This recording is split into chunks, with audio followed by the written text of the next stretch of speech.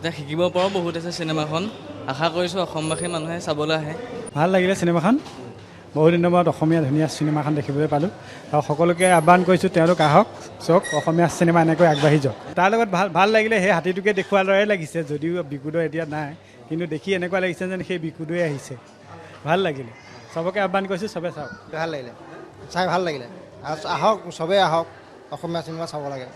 বহুত ভাল লাগিলে, সকলোখিনি আছে, চাব পাৰে, সকলোকে চাবলৈ আহ্বান কৰিছোঁ। বহুত ভাল লাগিলে, বহুত দুখো লাগিলে। ভালে লাগিলে চাই। আগতেও চাইছোঁ প্ৰথমখন, সেই আগৰখনকে এইখন বেছি ভাল।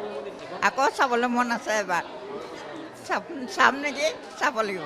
চাই ভালেই লাগিলে, ভাল পালোঁ। ধুনীয়া এখন অসমীয়া বোলছবি চালোঁ, খুব ভাল লাগিলে। গোটেইখিনিয়ে আছে বুলি ভাবোঁ আৰু কাহিনী বহুতখিনি আছে আৰু বৰ্তমান যিখিনি হৈ আছে সেইটোৰ ওপৰতে কাহিনী তাতে আছে আৰু আপোনালোকেও আহিব চাব।